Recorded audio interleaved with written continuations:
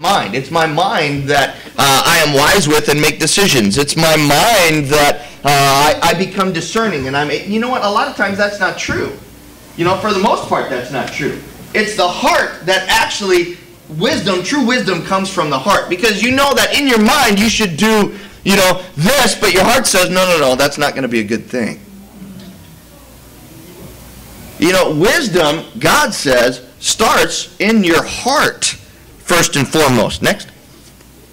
In 1 Kings chapter 3, verse 10 to 12, the Lord was pleased that Solomon asked for this. And what did Solomon ask for? Yeah, he asked for wisdom in order to lead his people. And so God said to him, since you have asked for this, and not for long life or wealth for yourself, nor have you asked for the death of your enemies, but for discernment in administering justice, I will do what you have asked. I will give you a wise and discerning heart, so that there will never have been anyone like you, nor will there ever be. And now we also know that after he gave him a wise heart, what else did he give him?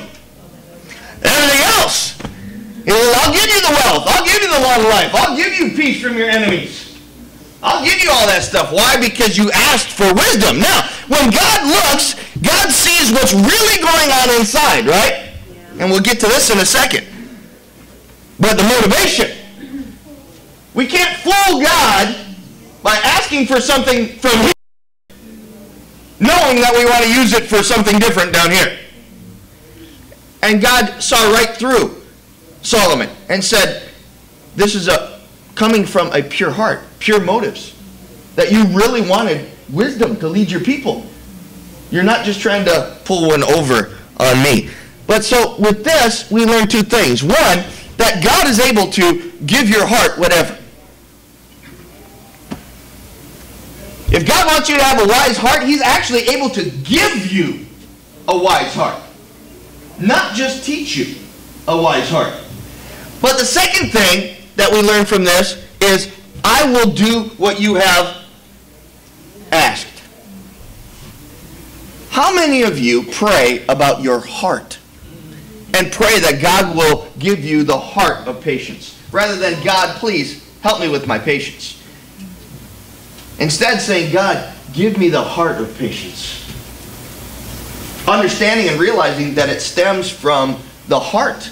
It's not mind, it's not our action, but it's actually changed me from the core of who I am, and give me a heart of patience. Give me a heart of purity. Give me a heart of generosity. Give me a heart of love. Give me a heart of devotion, whatever it may be. But really praying and asking God to change your heart. Secondly, the heart is the seat of our will and our intent, like I mentioned here. We talk and dream with our heart, don't we? And I mean, you guys know what I'm talking about, because I truly believe, I don't care how old or how young you are, you understand what it means to yearn for something, right? I remember yearning to get married. I remember my heart planning and scheming and devising, and I was getting all kinds of advice. And you know what the advice was? Wait.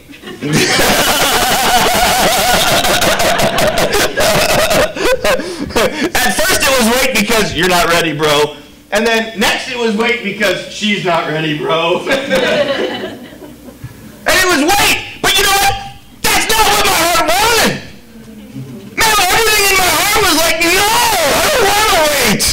Man, I'm ready. And you know what your heart does? You're like, okay, oh, she's not ready. Oh, I must woo her more. Okay. That's right.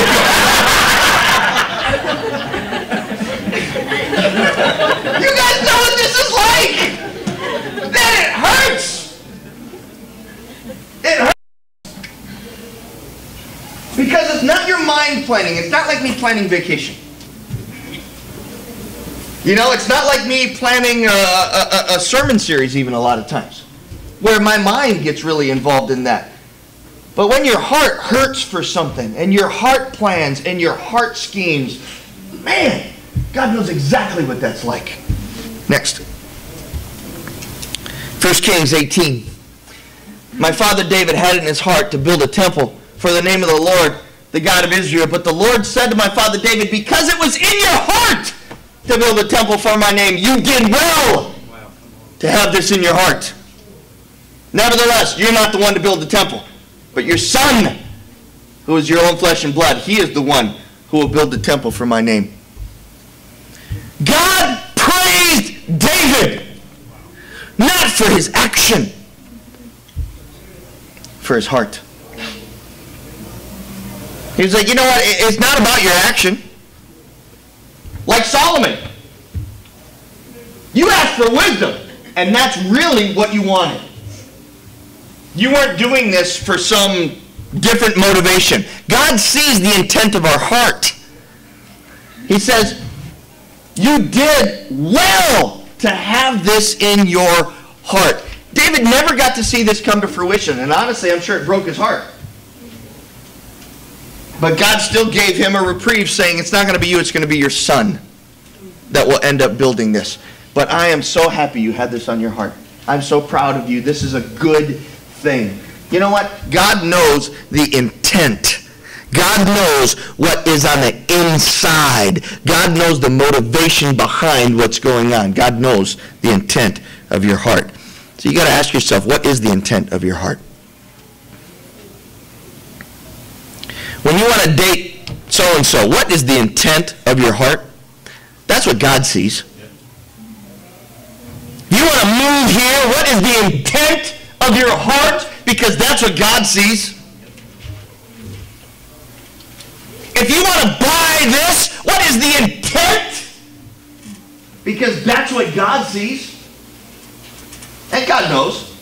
If you've got bad intentions, no matter what you say on the outside, God knows. If you're running, it doesn't matter what's on the outside. It doesn't matter how you schmooze people, because God knows.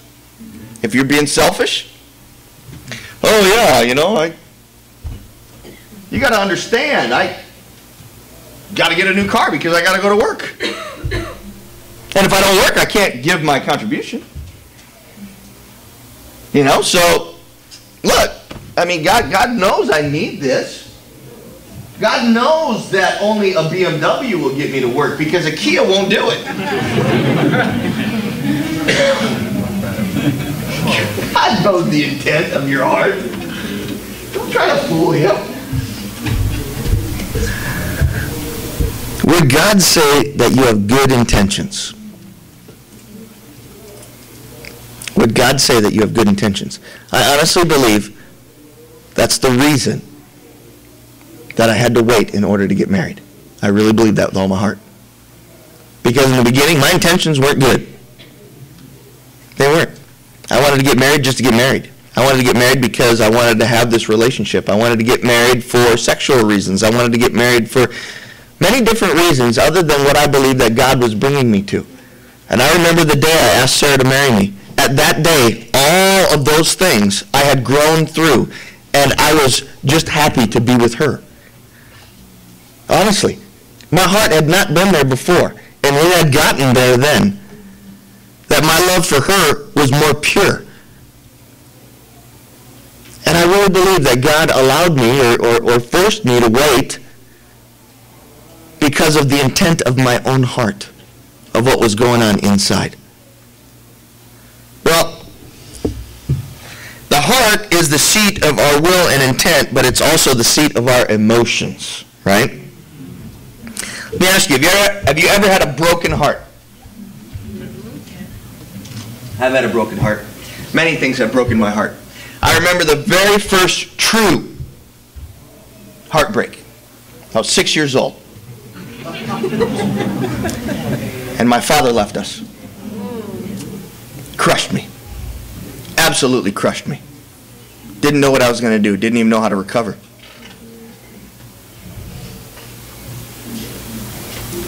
A few years later, more than anything else, I wanted to play the saxophone. Ended up playing the clarinet. That broke my heart.